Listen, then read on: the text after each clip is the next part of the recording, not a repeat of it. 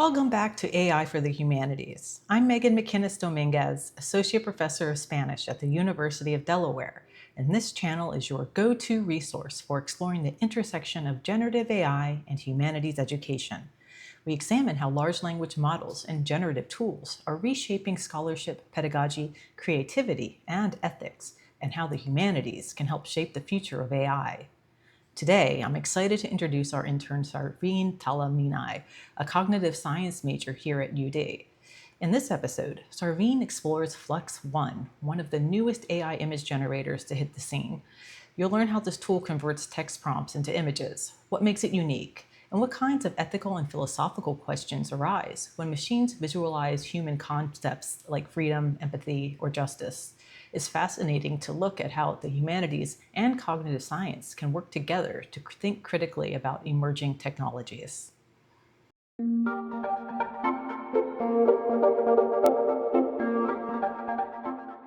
Hi, my name is Sarveen Talaminai, and the AI tool that I'm going to be demoing for you today is called Flux AI Image Generator. This is a fairly new AI image generator. It was launched in August of 2024, and I'm going to be showing you how it works exactly, what the benefits and drawbacks are to this AI image generator, and overall what I've discovered experimenting with this so far. So first, how does it work? Flux, or Flux.1 is its official name, is an AI image generator that converts text prompts into images using a process called diffusion. This means it starts with a noisy, blurry image and gradually improves it into a clear, detailed picture. So I'm going to be showing you like a demo how it works exactly, and I'm going to be using this example prompt that I've placed here, a futuristic city at sunset. So let's go over to Flux. Okay, this is what Flux looks like when you first get into it. It has all of these settings as a default, and I'm going to be going into what each of these actually mean. But for the default prompt, it gives you a dark-haired woman in her early 30s playing the piano, and this is what it shows here. So I'm going to be taking this out and putting a futuristic city at sunset. Okay, and I'm going to be leaving all of these alone for now, just to get my point across.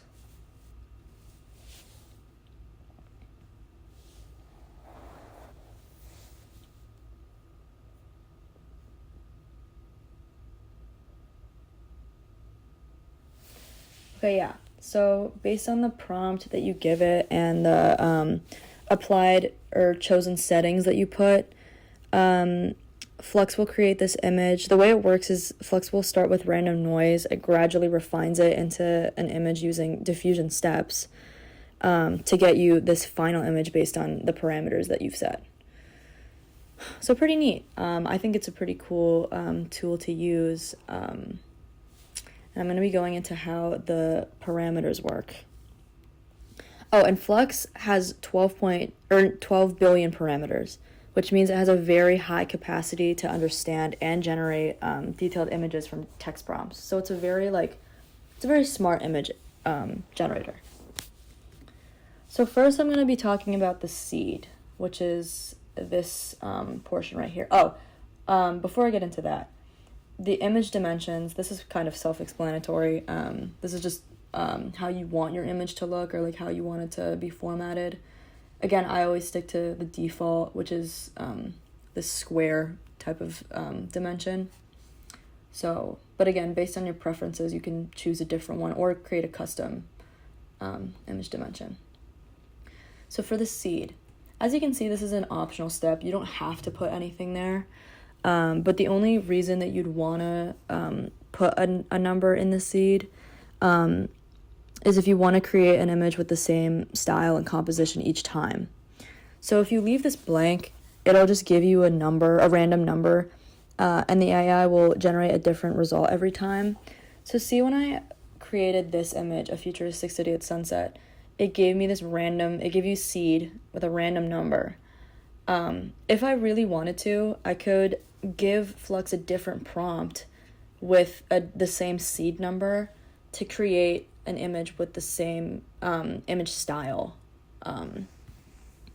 So this is only something you'd want to use if you want to replicate an image style using the same seed number, which makes it consistent. But again, this is just an optional step. You don't have to do that, but it is pretty cool. Next, I'm going to be going into the advanced parameters here. So first, there's the inference steps. This controls how many times Flux cleans up the image. The higher the steps, the more it leads to refined, sharper, and more detailed images. And the lower the steps, it leads to faster but lower quality images. So the trade-off there is higher steps take longer to generate but improve image details, and lower steps generate faster but may look rougher or blurrier. So it just depends on what's more important to you, image quality or like how fast it generates.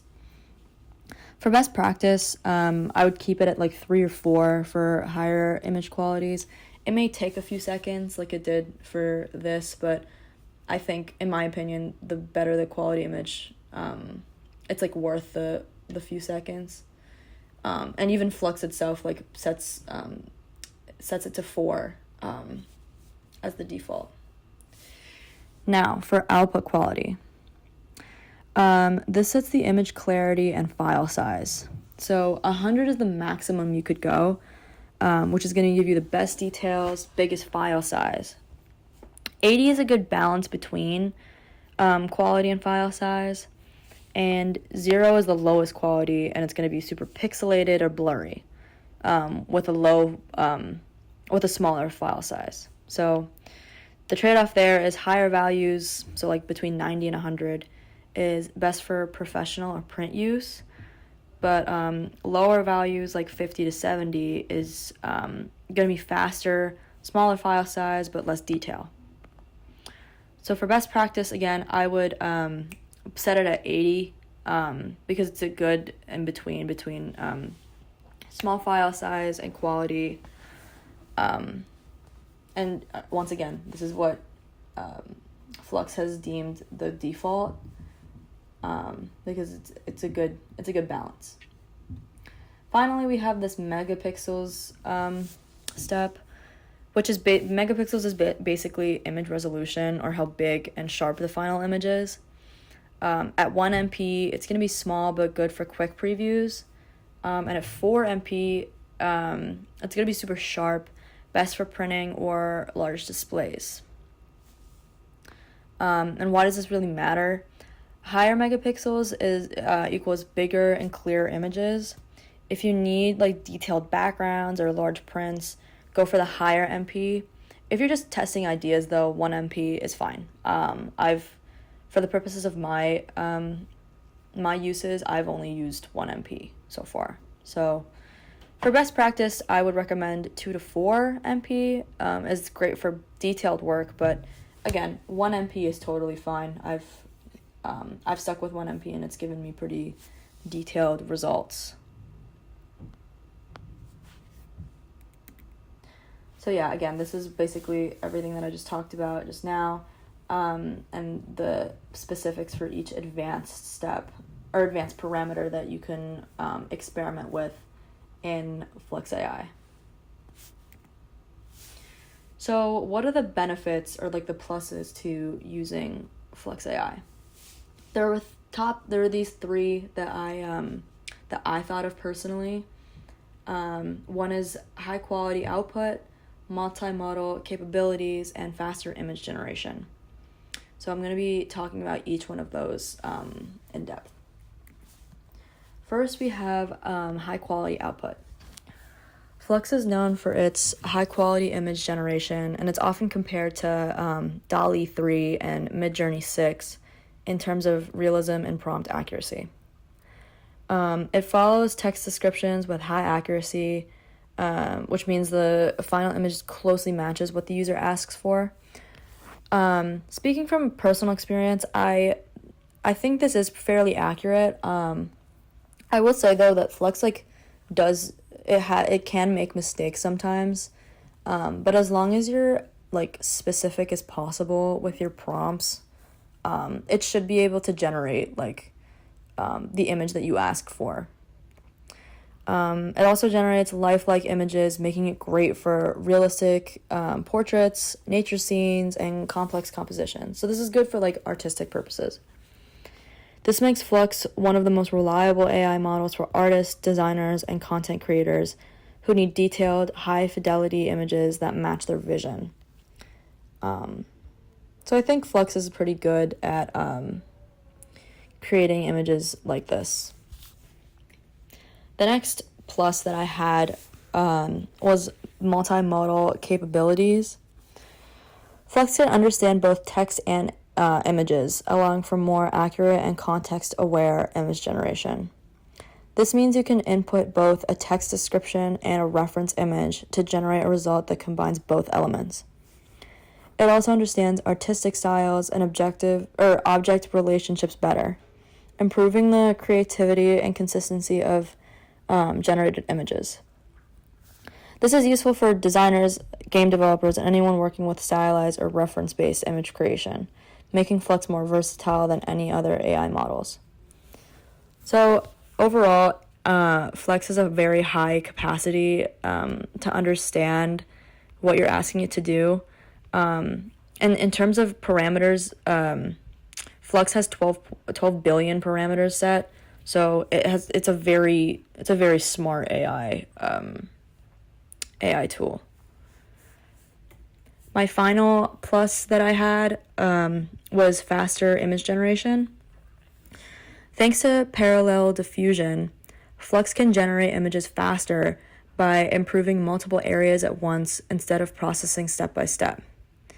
This means faster turnaround times for users, especially for high-resolution images.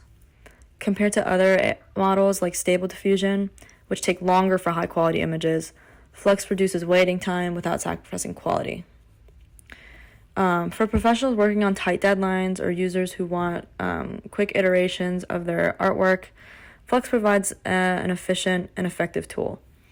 So instead of waiting, having to choose between a high-quality image or having faster results but lower quality, Flux has developed a system where it can do both. It can generate a high-quality image at faster rates, which is a huge thing for people because this was such a struggle before.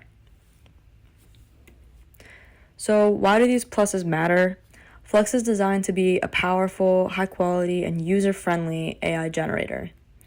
The accurate prompts lead to fewer reruns needed. Higher resolution options lead to suitable for commercial use.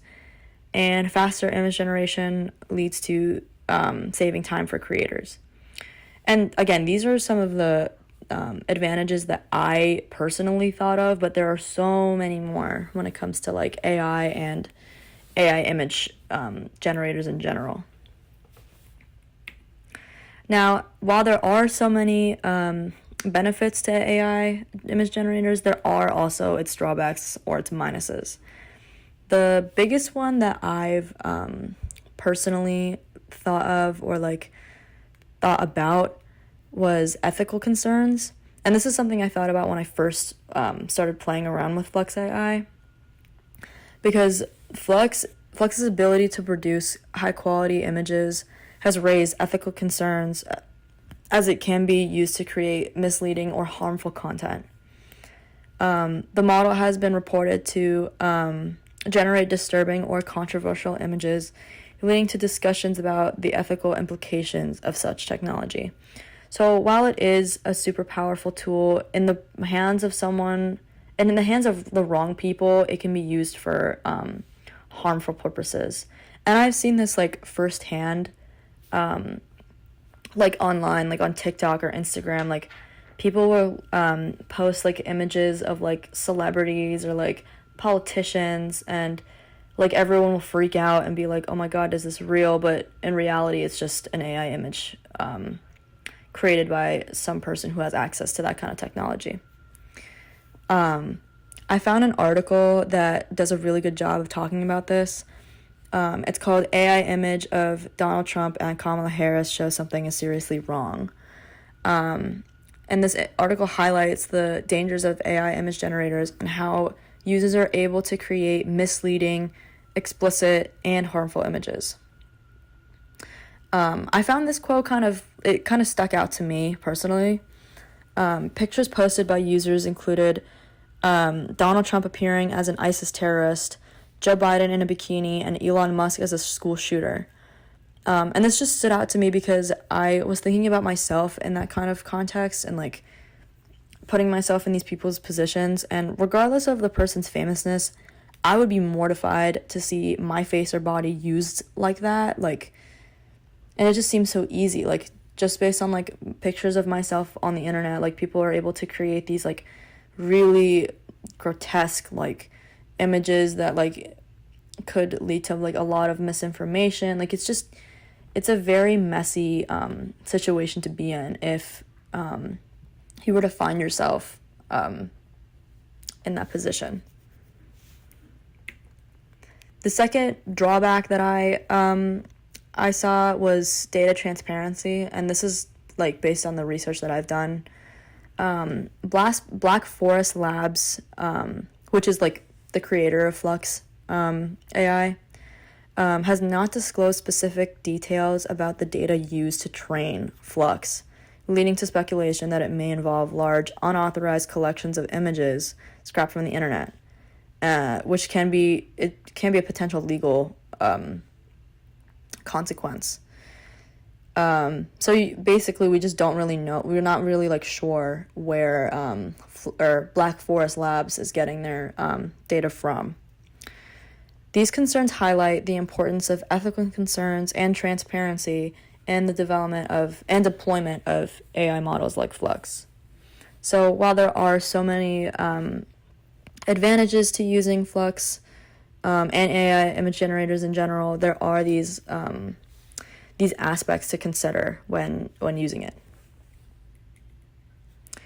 The final thing that I wanted to talk about with AI image generators was my experimentation with the with AI and the humanities.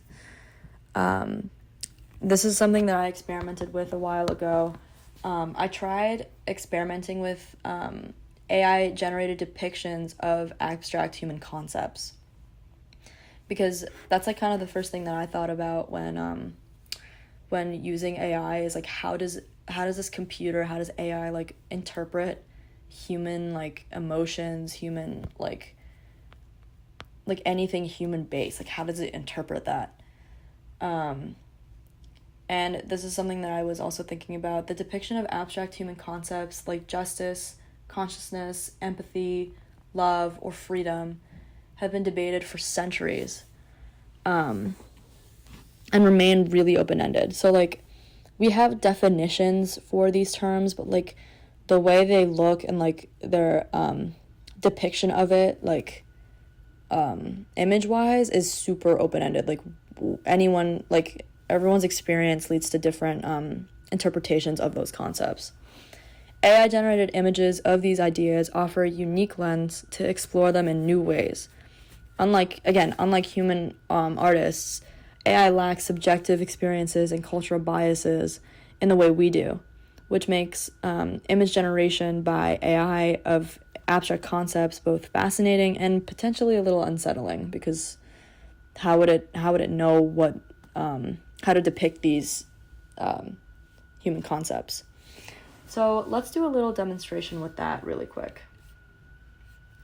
So let's try, and I'm going to be as broad as possible to let Flux like interpret it in the way it sees fit.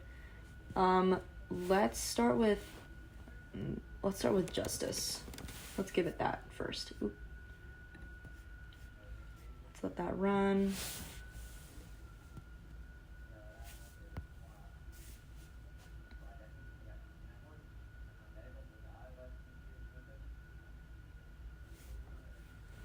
Okay, yeah, so this is the image that it puts out for us. This is a pretty, like, I could see this for justice. I could see why it interpreted it like this. And it's just super interesting because, like, you give it this super broad, like, word. Like, I give it a singular word, and it just creates an image based on how it sees, like, justice. I also want to add that, like, the way that, like, I've tried this before. Like, again, I've experimented with this, and I have used the prompt justice, and it gives me a different result every time. Like, before it gave me, like, something similar to this kind of, but, like, a little different. And let me see. There was another prompt that I tried. Empathy. Let's try that one really quick. I experimented with these like a week or two ago, and the images are always different when, like, it generates it. Okay, yeah, so this is also super different. This is super different from what it gave me last time. But again, it's just super interesting to see how this AI model interprets, like, human emotions like that. Because this is like, I could see this being empathy, but it's just super interesting to me. I also found a paper called Text-to-Image Generation for Abstract Concepts by multiple different authors. And this article addresses the challenges of using AI to visualize abstract concepts, which are often very, very complex. The authors created a system to help AI better understand and visualize abstract concepts. First, they break down complex concepts into simpler meanings. Then they use AI language models to connect these ideas to physical objects that represent them. And finally, they find the best way to turn these objects into meaningful images. This method helps AI generate images that represent abstract human concepts more accurately, providing insight into how AI thinks about things like justice, love, or freedom. Thank you so much for tuning in. I hope you found Flux and AI image generators as interesting as I do. And I also hope you learned something from this demonstration.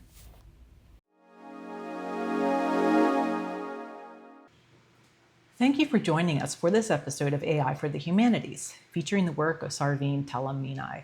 What I found most compelling in Sarveen's presentation is how she moved beyond a technical review of Flux 1 to raise important questions about meaning, creativity, and ethics in the context of AI-generated images. Sarveen's explanation of parameters like seeds, inference steps, and output quality offers a clear, accessible roadmap for anyone curious about how modern diffusion-based AI tools work. But what really stood out was her thoughtful critique of Flux 1's potential risks, from misleading, hyper-real images to the murky ethics of training data that may involve unauthorized content. These are not just engineering problems, they're cultural and moral dilemmas. Sarveen also explores something rarely discussed in mainstream conversations: how AI images abstract human concepts. Her analysis of AI-generated depictions of empathy, justice, and consciousness reveals both the potential and the unsettling limits of machine creativity. Can a model without subjective experience truly represent human complexity? And what does it mean when it tries? This is the kind of cross-disciplinary thinking we aim to cultivate in this internship. Sarveen brings a cognitive science perspective that deepens our understanding of how AI interacts with human values, expressions, and representation. I'm proud to showcase her work and hope it sparks important conversations in your own classrooms, research, and creative practices. If you enjoyed this episode, please like, subscribe, and explore a growing archive of videos created by students and scholars working at the cutting edge of AI in the humanities. Thanks for watching, and keep questioning.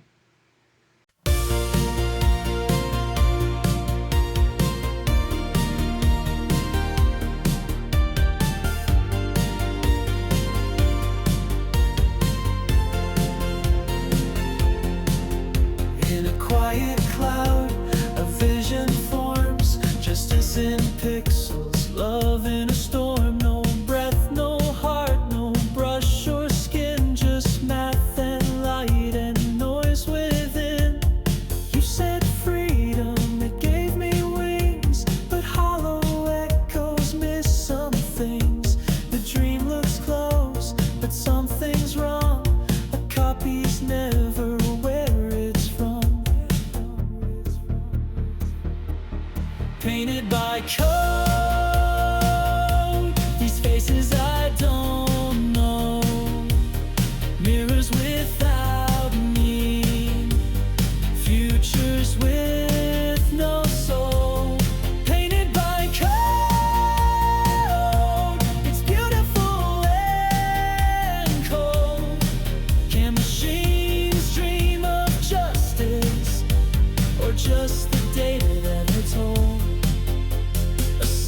repeats 1,000 frames, a symphony with no one named. You asked for love, it drew a sky, but where's the spark in machine-made eyes?